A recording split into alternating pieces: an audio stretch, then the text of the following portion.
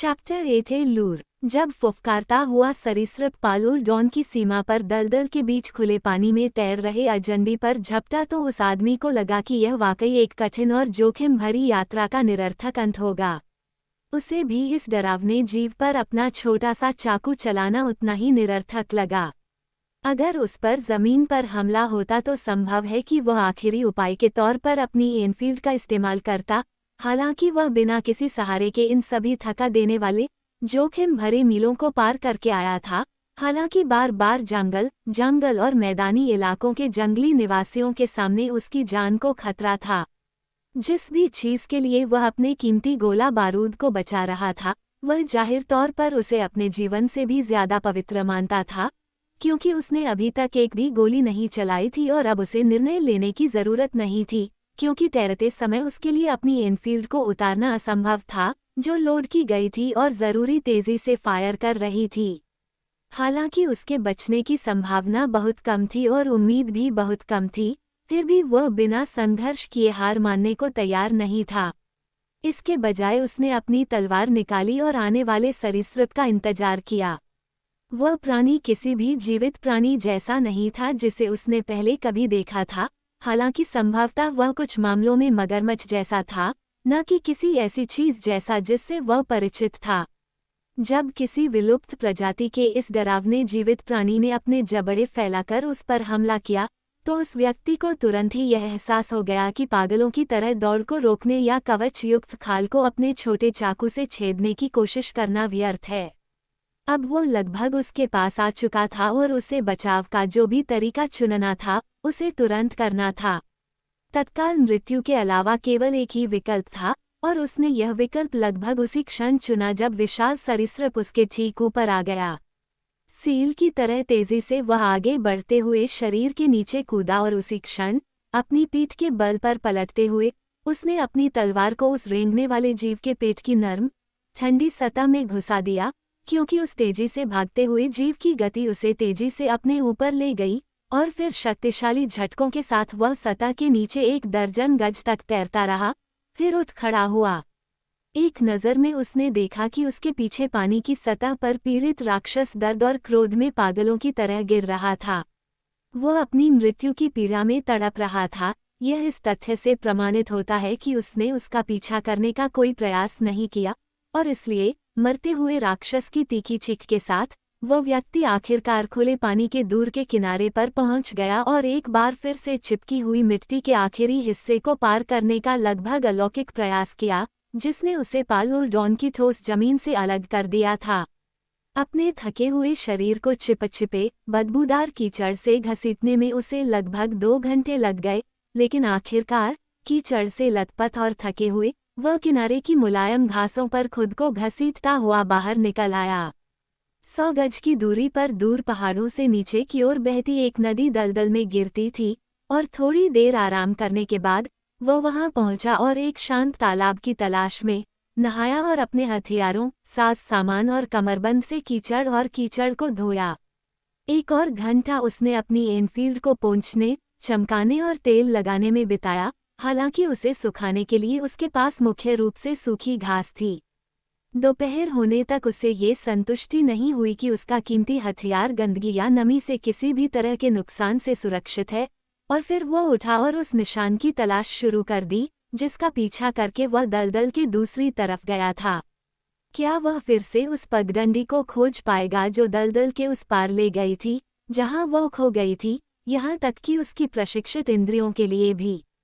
यदि वो उसे लगभग अगम्य अवरोध के इस पार फिर से नहीं पाता तो वह मान सकता था कि उसकी लंबी यात्रा विफल हो गई थी, और इसलिए वह स्थिर पानी के किनारे पर ऊपर नीचे एक पुराने निशान की तलाश करता रहा जो तुम्हारी या मेरी आंखों के लिए अदृश्य होता, भले ही हम उसके निर्माता के पदचिह्नों का सीधे अनुसरण करते।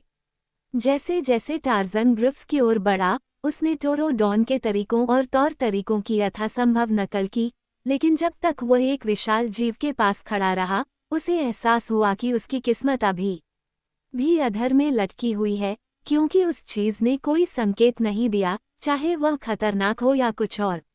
वह बस वहीं खड़ी रही, अपनी ठंडी सरीसृप आंखों से उसे देखती रही और फिर टार्ज़न ने अपना डंडा उठाया और एक खतरनाक व्यू के साथ ग्रिफ के चेहरे पर एक क्रूर प्रहार किया। जीव ने अचानक उसकी दिशा में एक तरफ से झटका मारा, एक झटका जो उस तक नहीं पहुंचा, और फिर उदास होकर दूर चला गया, ठीक वैसे ही जैसे उसने तब किया था जब टोरोडॉन ने उसे आदेश दिया था। जैसा कि उसने पहले आदमी को करते देखा था, उसके पीछे की ओर चलते हुए टार्ज़न ने चौड़ी पूंछ को ऊपर उठाया और जीव की पीठ पर बैठ गया, और फिर टोरोडॉन के कृत्यों की नकल करते हुए उसने उसे अपनी छड़ी की नुकीली नोक से उकसाया और इस तरह उसे आगे बढ़ाया और पहले एक तरफ और फिर दूसरी तरफ से वार करके उसे आगे बढ़ाया। उसने उसे घाटी की दिशा में खाई से नीचे की ओर ले जाना शुरू कर दिया।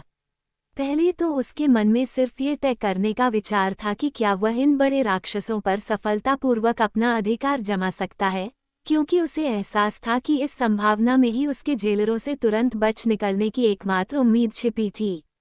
लेकिन एक बार अपने विशालकाय वाहन की पीठ पर बैठने के बाद बंदर आदमी को एक नए रोमांच का अनुभव हुआ, जिसने उसे बचपन के उस दिन की याद दिला दी जब वह पहली बार हाथी तांतोर के चौड़े सिर पर चढ़ा था और ये जंगल के राजा के लिए हमेशा भोजन और पेय के रूप में प्रभुत्व की भावना के साथ उसने अपनी नई अर्जित शक्ति को किसी उपयोगी उद्देश्य के लिए इस्तेमाल करने का फैसला किया। उसने सोचा कि पैन इटली या तो सुरक्षित पहुंच गया होगा या फिर उसकी मृत्यु हो गई होगी।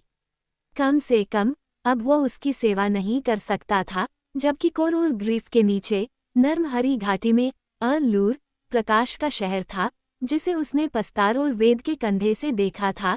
तभी से वो उसकी महत्वाकांक्षा और लक्ष्य था। उसकी खोई हुई साथी का रहस्य उसकी चमचमाती दीवारों में छिपा है या नहीं, इसका अंदाजा वह नहीं लगा सकता था, लेकिन अगर वह पालोडॉन के परिसर में रहती भी थी तो वह होडॉन में ही होगी, क्योंकि इस भूली हुई दुनिया के बालों वाले काले लोग किसी को बंदी नहीं बनाते। और इसलिए वह अल्लूर जाएगा और इस भयानक और भयावह प्राणी की पीठ पर सवार होकर कैसे और अधिक प्रभावी ढंग से जाएगा, जिसे पालोडॉन की जातियां इतना भयभीत करती थीं। कोरोल ग्रीफ से एक छोटी पहाड़ी धारा नीचे गिरती है और तलहटी में कोरोल के पानी को घाटी में खाली करने वाली नदी से मिल जाती है, जिससे एक छोटी नदी बनती है जो दक्षिण पश्चिम की ओर बहती है और अंततः घाटी की सबसे बड़ी झील अल-लूर शहर में प्रवेश करती है, जिसके केंद्र से होकर यह धारा गुजरती है। एक प्राचीन पगडंडी, जिस पर अनगिनत पीढ़ियों से मनुष्य और जानवरों के नंगे पैरों के निशान बने हुए हैं, नदी के किनारे अल-लूर की ओर जाती है और इसी रास्ते से टार्ज़न ने ग्रिफ का मार्गदर्शन किया। घाटी के मुहाने के नीचे जंगल से बाहर निकलने के बाद टार्ज़न को दूर दूर तक चमकते शहर की झलकियां दिखाई देती थीं।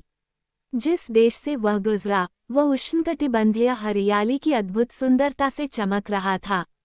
पगडंडी के दोनों ओर कमर तक ऊंची घनी घास उगी हुई थी और बीच बीच में रास्ता खुले पाक जैसे जंगल के टुकड़ों से टूटता था, या शायद घने जंगल का एक छोटा सा टुकड़ा जहां पेड़ रास्ते को घेरे हुए थे और लताएं एक शाखा से दूसरी शाखा तक सुंदर ढंग से लटकी हुई थीं। कई बार बंदर आदमी को अपने अनियंत्रित जानवर से आज्ञाकारिता का आदेश देने में कठिनाई होती थी, लेकिन हमेशा अंत में अपेक्षाकृत छोटे से जानवर के डर ने उसे आज्ञाकारिता के लिए प्रेरित किया। दोपहर में जब वे उस नदी के संगम के पास पहुंचे जिसके किनारे वे थे और दूसरी नदी जो कोरोलजा की दिशा से आती हुई प्रतीत हो रही थी, बंदर आदमी जंगल के एक हिस्से से निकलकर दूसरी तरफ होडॉन के एक बड़े समूह को देखा। उसी समय उन्होंने उसे और उस शक्तिशाली जानवर को देखा जिस पर वह सवार था। एक पल के लिए वे विस्मय में आंखें फाड़े खड़े रहे और फिर अपने नेता के आदेश का जवाब देते हुए वे मुड़े और पास के जंगल की शरण में भाग गए। वानर पुरुष ने उन पर केवल एक संक्षिप्त झलक देखी थी, लेकिन यह इस बात का पर्याप्त संकेत था कि उनके साथ वाजडॉन भी था, जो निस्संदेह वाजडॉन गांवों पर किए गए छापों में से एक में कैदी बना लिया गया था, जिसके बारे में तादेन और ओमत ने उसे बताया था। उनकी आवाज़ सुनकर ग्राइफ ने भयानक रूप से दहाड़ लगाए और उनका पीछा करना शुरू कर दिया। हालांकि बीच में एक नदी भी आ गई थी, लेकिन बहुत जोर देने और पीटने के कारण टार्ज़न ने जानवर को वापस रास्ते पर लाने में सफलता प्राप्त कर ली थी। हालांकि उसके बाद लंबे समय तक वो उदास और पहले से भी अधिक अड़ियल रहा। जैसे जैसे सूरज पश्चिमी पहाड़ियों के शिखर के करीब आता गया, टार्ज़न को पता चला कि एक जीआरवाईएफ की पीठ पर सवार होकर एल्लूर में प्रवेश करने की उसकी योजना विफल होने की संभावना है, क्योंकि विशाल जानवर की जिद पल पल बढ़ती जा रही थी, निस्संदेह इस तथ्य के कारण कि उसका विशाल पेट भोजन के लिए रो रहा था। बंदर आदमी को आश्चर्य हुआ कि क्या टोरोडॉन के पास रात के लिए अपने जानवरों को रोकने का कोई तरीका है, लेकिन चूंकि उसे पता नहीं था और चूंकि कोई योजना खुद ही नहीं बनी थी, इसलिए उसने तय किया कि उसे सुबह फिर से उसे खोजने की संभावना पर भरोसा करना चाहिए। अब उसके मन में यह सवाल उठा कि टार्ज़न के घोड़े से उतरने के बाद उनका रिश्ता कैसा होगा। क्या ये फिर से शिकारी और शिकार जैसा हो जाएगा या फिर शिकारी का डर शिकारी मांसाहारी की स्वाभाविक प्रवृत्ति पर हावी रहेगा। टार्ज़न ने सोचा, लेकिन चूंकि वह हमेशा के लिए जीआरवाईएफ पर नहीं रह सकता था और चूंकि वह घोड़े से उतरकर इस मामले को अंतिम परीक्षण के लिए ले जाना चाहता था, इसलिए उसने तुरंत कार्रवाई करने का फैसला किया। वह नहीं जानता था कि उस प्राणी को कैसे रोका जाए, क्योंकि अब तक उसकी एकमात्र इच्छा उसे आगे बढ़ाने की थी। हालांकि अपने डंडे के साथ प्रयोग करके उसने पाया कि वह आगे बढ़कर उस चीज की चोंच जैसी थूथन पर प्रहार करके उसे रोक सकता है। पास ही में कई पत्तेदार पेड़ उगे हुए थे, जिनमें से किसी में भी वानर मानव शरण पा सकता था, लेकिन उसे लगा कि अगर वह तुरंत पेड़ों पर चढ़ जाए तो ये जीआरवाईएफ के दिमाग में ये सुझाव दे सकता है कि वह प्राणी जो पूरे दिन उसे आदेश दे रहा था, उससे डरता है, जिसके परिणामस्वरूप टार्ज़न एक बार फिर ट्राइसेराटॉप्स द्वारा बंदी बना लिया जाएगा। और इसलिए जब जीआरवाईएफ रुका तो टार्ज़न जमीन पर फिसल गया, जानवर को बेपरवाही से एक झटका मारा जैसे कि उसे विदा कर रहा हो और बेपरवाही से दूर चला गया। जानवर के गले से एक धीमी गड़गड़ाहट की आवाज़ आई और टार्ज़न की ओर एक नज़र भी डाले बिना वह मुड़ा और नदी में घुस गया, जहां वह काफ़ी देर तक पानी पीता रहा। इस बात से आश्वस्त होकर कि अब जीआरवाईएफ उसके लिए कोई खतरा नहीं है, वानर मानव ने भूख की पीड़ा से प्रेरित होकर अपना धनुष निकाला और मुट्ठी भर बाण उठाकर भोजन की तलाश में सावधानी से आगे बढ़ा। भोजन की निकट उपस्थिति का प्रमाण नदी से आती हवा उसे दे रही थी। 10 मिनट बाद उसने अपना शिकार किया, फिर से पालूर मृग के नमूनों में से एक, सभी प्रजातियां जिनमें से टार्ज़न को बचपन से ही बारा हिरन के नाम से जाना जाता था, क्योंकि उसकी शिक्षा का आधार जो छोटा सा पाठ था, उसमें हिरन की तस्वीर मृग की समानता के सबसे करीब थी। विशाल एलेन से लेकर उसके युवावस्था के शिकार के मैदानों के छोटे बुशबक तक। उसने एक टांग काटकर उसे पास के एक पेड़ में छिपा दिया और शव का शेष भाग अपने कंधे पर फेंककर उस स्थान की ओर वापस चल पड़ा जहां उसने ग्रीफ को छोड़ा था। विशाल जानवर नदी से बाहर निकल ही रहा था कि टार्ज़न ने उसे देखकर टोरोडॉन की अजीब सी चीख निकाली। जानवर ने आवाज की दिशा में देखा और उसी समय अपने मालिक की पुकार का जवाब देते हुए धीमी गड़गड़ाहट की आवाज निकाली। जानवर के धीरे धीरे उसकी ओर बढ़ने से पहले टार्ज़न ने 2 बार अपनी चीख दोहराई और जब वह कुछ कदम की दूरी पर आ गया तो उसने हिरन का शव उसकी ओर फेंक दिया, जिस पर वह लालची जबड़े से गिर पड़ा। अगर कोई चीज इसे अपने नियंत्रण में रखेगी, वानर मानव ने सोचा। जब वह उस पेड़ के पास लौटा जिसमें उसने अपने शिकार का हिस्सा छिपा रखा था, तो वह ये ज्ञान है कि मैं इसे खिलाऊंगा। लेकिन जब उसने अपना भोजन समाप्त किया और अपने घोंसले की हिलती हुई शाखाओं के बीच रात के लिए आराम से बैठ गया, तो उसे इस बात का बहुत कम भरोसा था कि वह अगले दिन अपने प्रागैतिहासिक घोड़े पर सवार होकर अल्लूर में जाएगा। अगली सुबह जब टार्ज़न सुबह उठा तो वह हल्के से जमीन पर लेट गया और नदी की ओर चल पड़ा। अपने हथियार और कमरबंद उतारकर वह छोटे से तालाब के ठंडे पानी में उतरा और नहाने के बाद वापस पेड़ पर जाकर बारा नामक हिरन का दूसरा हिस्सा खाकर नाश्ता किया। साथ ही उसने अपने खाने में आसपास ही बहुत ज्यादा मात्रा में उगने वाले कुछ फल और जामुन भी खाए। भोजन समाप्त होने के बाद वह पुनः भूमि की ओर देखने लगा और अपनी अजीब सी चीख को ऊंची करते हुए, जो उसने सीखी थी, उसने जोर से पुकारा, क्योंकि उसे डर था कि कहीं वह जीआरवाईएफ को आकर्षित न कर ले। लेकिन यद्यपि उसने कुछ देर तक प्रतीक्षा की और पुकारना जारी रखा, लेकिन कोई प्रतिक्रिया नहीं हुई और अंततः वह इस निष्कर्ष पर पहुंचा कि उसने पिछले दिन अपने विशाल घोड़े को अंतिम बार देखा था और इसलिए उसने अपना मुख अल्लूर की ओर कर लिया, तथा होडॉन भाषा के अपने ज्ञान, अपनी महान शक्ति और अपनी मूल बुद्धि पर विश्वास कर लिया। भोजन और आराम से तरोताजा होकर सुबह की ठंडी हवा में आनंदमय नदी के किनारे किनारे अल्लूर की ओर की यात्रा उसे अत्यंत आनंदमय लगी।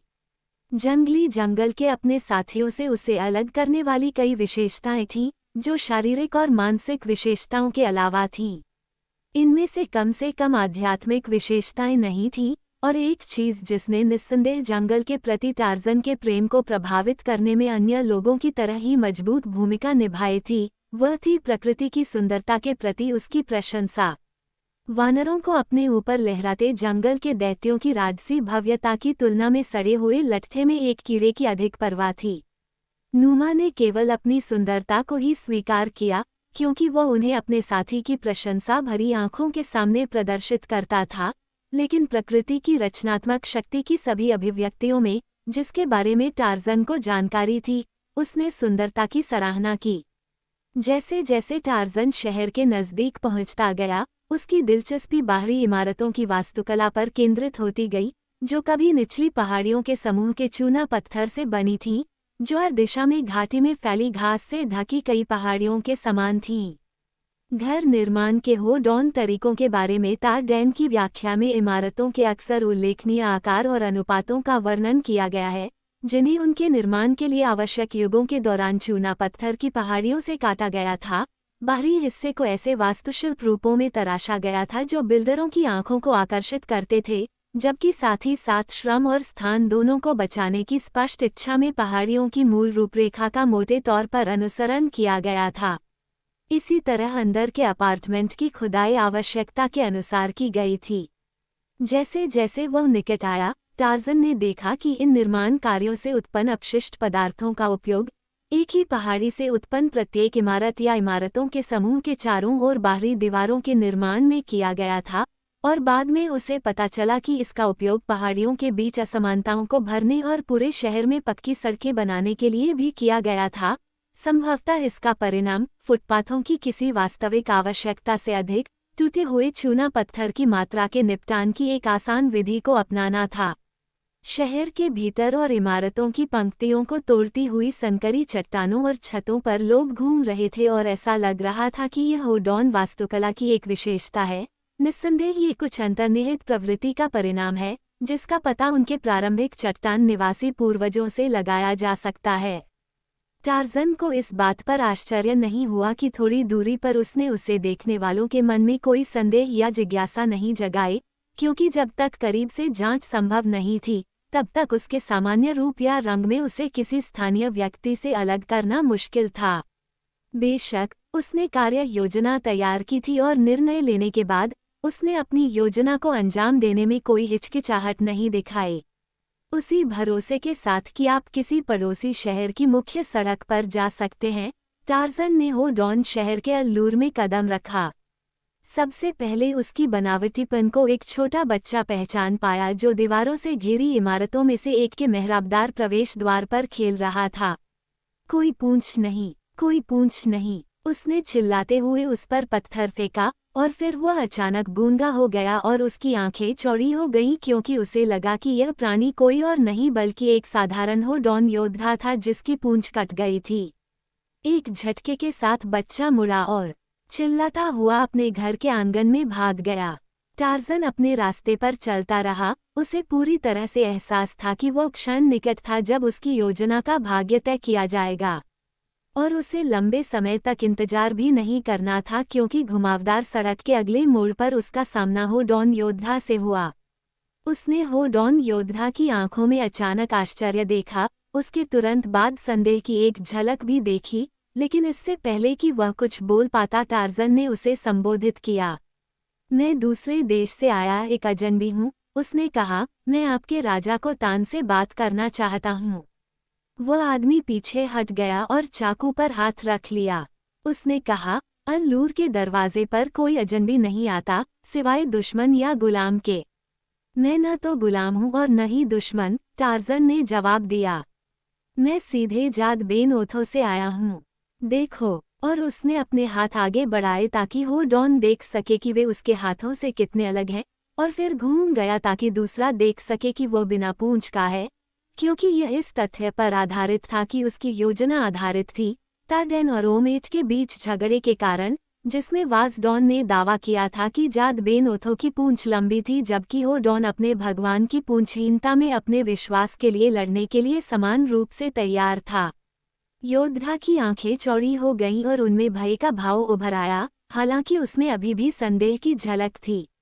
जैद बेन ओथो, उसने बड़बड़ाया, और फिर, ये सच है कि तुम न तो होडॉन हो और न ही वाजडॉन, और यह भी सच है कि जैद बेन ओथो की कोई पूंछ नहीं है। आओ, उसने कहा, मैं तुम्हें को तान ले चलूंगा, क्योंकि यह ऐसा मामला है जिसमें कोई भी आम योद्धा हस्तक्षेप नहीं कर सकता। मेरे पीछे आओ, और अभी भी अपने चाकू की मूठ को पकड़े हुए और बंदर आदमी पर एक सतर्क नजर रखते हुए वह अल्लूर से होकर आगे बढ़ा।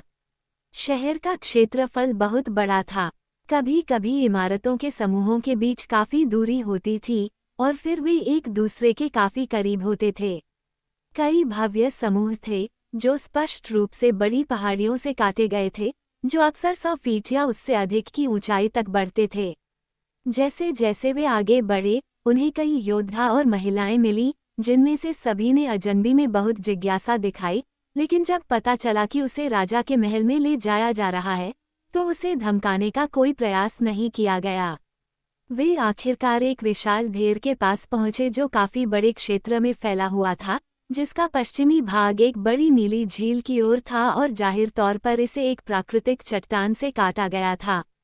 इमारतों के इस समूह के चारों ओर एक दीवार थी जो टार्जन ने पहले कभी नहीं देखी थी। उसका गाइड उसे एक प्रवेश द्वार पर ले गया जिसके सामने 1 दर्जन या उससे अधिक योद्धा प्रतीक्षा कर रहे थे जो अपने पैरों पर खड़े हो गए थे और प्रवेश मार्ग पर एक अवरोध बना दिया था, क्योंकि टार्जन और उसका दल महल की दीवार के कोने के आसपास दिखाई दिया था, क्योंकि इस समय तक उसने जिज्ञासु लोगों का इतना समूह इकट्ठा कर लिया था कि पहरेदारों को एक भयानक भीड़ का आभास हुआ। गाइड की कहानी में बताया गया कि टार्जन को आंगन में ले जाया गया, जहां उसे रखा गया था, जबकि एक योद्धा महल में घुसा, जाहिर तौर पर कोटैन को सूचित करने के इरादे से। 15 मिनट बाद एक बड़ा योद्धा दिखाई दिया, उसके बाद कई अन्य योद्धा आए, सभी ने उत्सुकता के साथ टार्जन की जांच की। दल का नेता बंदर के सामने रुका और पूछा, तुम कौन हो? और तुम राजा को तान से क्या चाहते हो? मैं एक मित्र हूँ, वानर पुरुष ने उत्तर दिया, और मैं जाद बेन ओथो देश से पालूर डॉन के को तान से मिलने आया हूँ। योद्धा और उसके अनुयायी बहुत प्रभावित हुए। टार्जन ने देखा कि योद्धा आपस में कानाफूसी कर रहे थे। आप यहाँ कैसे आए? प्रवक्ता ने पूछा, और आपको तान से क्या चाहते हैं? टार्जन ने खुद को पूरी तरह से खड़ा कर लिया। बस, वह चिल्लाया, क्या जाद बेन ओथो के दूत के साथ वैसा ही व्यवहार किया जाना चाहिए जैसा भटकते हुए वाजडॉन के साथ किया जा सकता है? मुझे तुरंत राजा के पास ले चलो, नहीं तो जाद बेन ओथो का क्रोध तुम पर आ जाएगा। बंदर के मन में कुछ सवाल था कि वह अपनी बेवजह की आश्वासन भरी बात को किस हद तक आगे बढ़ा सकता है, और इसलिए वह अपनी मांग के परिणाम का उत्सुकता से इंतजार कर रहा था। हालांकि उसे ज्यादा देर तक इंतजार नहीं करना पड़ा, क्योंकि लगभग तुरंत ही उसके प्रश्नकर्ता का रवैया बदल गया। वह सफेद हो गया, पूर्वी आकाश की ओर एक आशंकित नजर डाली और फिर टार्जन की ओर अपना दाहिना हाथ बढ़ाया और पालूर डॉन के लोगों के बीच आम तौर पर होने वाले मैत्री के संकेत में अपना बायां हाथ अपने दिल पर रख दिया। टार्जन ने तेजी से कदम पीछे खींच लिए, जैसे किसी अपवित्र हाथ से उसे बचाया गया हो। उसके चेहरे पर भय और घृणा का दिखावापूर्ण भाव था। रुको, वह चिल्लाया, कौन जाद बेन ओथो के दूत के पवित्र व्यक्तित्व को छूने की हिम्मत करेगा? केवल जाद बेन ओथो के पक्ष में एक विशेष चिन्ह के रूप में ही को तान स्वयं मुझसे ये सम्मान प्राप्त कर सकता है। जल्दी करो, अब तक मैंने बहुत लंबा इंतजार किया है।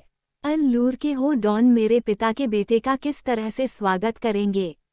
पहले तो टार्जन ने स्वयं जाद बेन ओथो की भूमिका अपनाने की इच्छा जताई थी, लेकिन उसे लगा कि लगातार एक देवता का चरित्र निभाने के लिए बाध्य होना उसके लिए शर्मनाक और काफी उबाऊ साबित हो सकता है।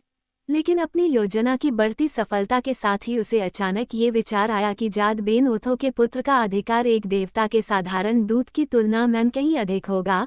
साथ ही उसे अपने कार्यों और आचरण के मामले में कुछ छूट भी मिलेगी। वानर मानव ने तर्क दिया कि एक युवा देवता को उसकी गरिमा और आचरण के मामले में एक वृद्ध और महान देवता की तरह इतनी सख्ती से जवाबदेह नहीं ठहराया जाएगा।